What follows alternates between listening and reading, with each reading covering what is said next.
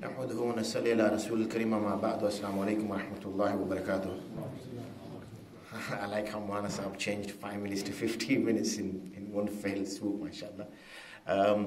5 minutes, little reminder after Fajr Salah, more about, based upon the same point that I raised on the first, that is first reminder, which is all based on Surah Rahman.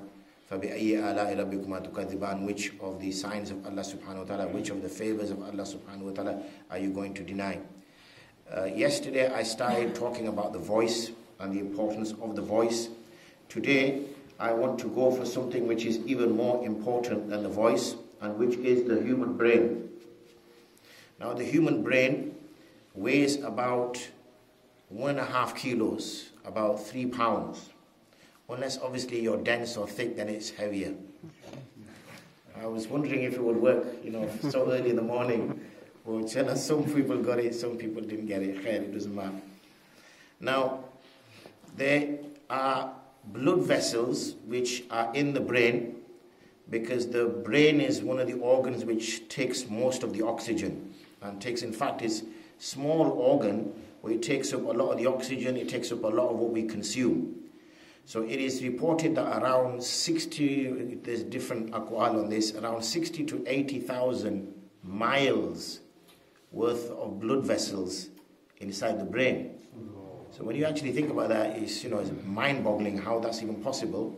Roughly the circumference of the earth is about 40-odd thousand miles.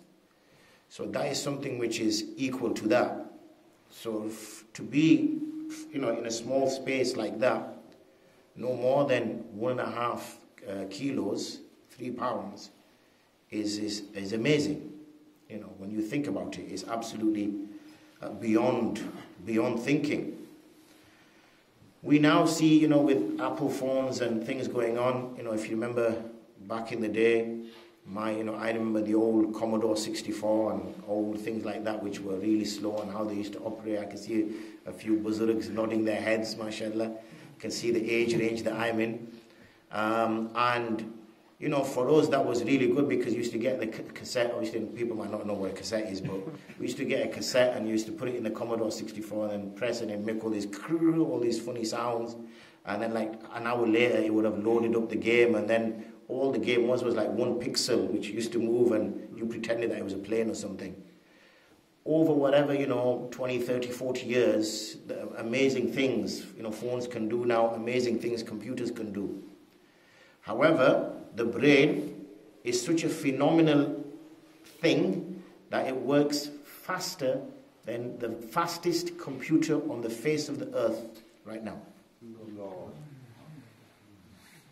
So this is whatever 7 billion, 8 billion worth of people spending hundreds of years worth of research with billions and trillions pounds invested in it, and yet they cannot create a computer that's as fast as the brain. Why do you think Allah SWT keeps repeating فَبِأَيِّ آلَاءِ رَبِّكُمَا تُكَذِّبَانِ? Again and again he mentions it, because unfortunately we become blind to it. There's the information that the brain holds is 10 to the 16th power every second. What that basically means is 1 with 16 zeros after it. Now, I know you can't even pronounce the actual term for that number as to what that would be, but it's a lot basically. Okay, it's a lot.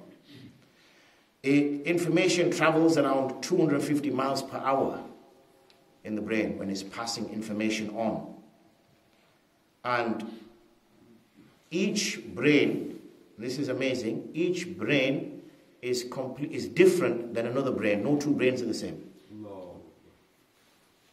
The function is the same, but no two brains are the same, because aspect of the brain is based on experience.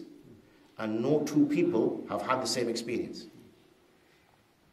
Now, we can't think of, imagine you had to make 8 billion brains with the same starting material, same 1.5 kg of material, and you have to make each brain different. Okay, we might get as far as 5, we might get as far as 20, the most imaginative amongst us might get up to 40. How are you going to come up with 8 billion and then all the people who've already passed away, and all the people who are going to come. How is that even, feasible? Okay, how is that even feasible? And again, I can share lots of other things about memories, the way the memory works. It's estimated that the brain can preserve 2.5 million gigabytes of information. Right? Again, our man is Usman when it comes to gigabytes and megabytes and pizza bytes. So maybe not the third one. That's our specialism. So, 2.5 million gigabytes, that's like, I don't know, it's a lot, isn't it? It's a lot.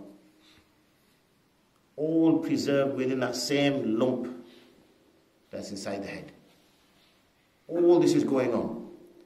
It continues to form. I had the numbers here for the synapses that exist within the brain and how one dreams and all the rest of it. And as I said, we could easily stretch this to 15 minutes, Gary-san, about all the various things that the brain does, the way it perceives sight, because sight is you don't actually see with your eyes, you actually see on the back of your brain. Okay, so the brain sees. And then just to make things awkward, the right side of the brain controls your left side, and the left side of the brain controls your right side. It's like not like it's confusing enough. We have that in there as well. And I said there's long lists here. There's about 50 things that I just mentioned on this particular website alone. Experiences, remembering things. Then alhamdulillah, we're blessed to stand behind individuals who have memorized 600 odd pages of a language that they don't even understand for some of them. That again is the function of the brain. To be able to remember things, to be able to speak languages, to be able to engage, and then forget how the human controls the body, how the brain controls the body to regulate the heart, to regulate the body temperature, keeping it at 37 point whatever degrees Celsius. It doesn't even let it go by 0.2, 0.3. It keeps the body at that temperature all the time. We can't get central heating that works like that. Either sometimes too hot or sometimes too cold. The body keeps it like that.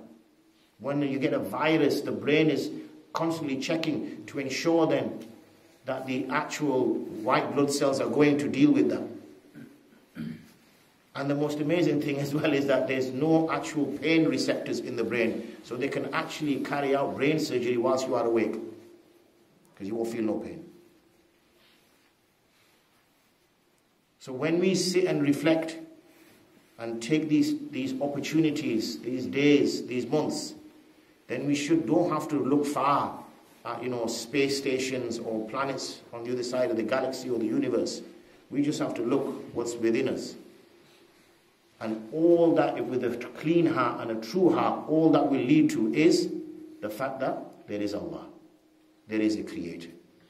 Because if no one can accept that this iPad, which is whatever gigabytes of memory and can only do certain functions, if nobody in this room will accept that this just landed in my lap by chance, nobody will accept that, then how in Allah's name can we accept something as phenomenal as this just came about by chance with a few nitrogens and some amino acids and bubbled away and then by chance became this phenomenal thing that we call a brain. So whenever we reach that kind of state, whenever we reach that kind of understanding, then we have to do obviously shukr to Allah subhanahu wa ta'ala. That every morning we get up, how many times have you switched your PC on and it's taking hours to sort yourself out, and then you have to do hard reboot or something like that, or change the battery or something. Every morning you wake up and all the memories from the day before are still inside your head. All the knowledge that you had yesterday is still inside your head. Your brain hasn't reset. And each day more knowledge comes on. Each day more you understand. So reflection should then lead to action. Once we establish that there is a creator without any doubt, once we establish all the favors that he's given to us, then we are left with nothing but to worship that Rabb, to acknowledge that Rabb, and to do as he says.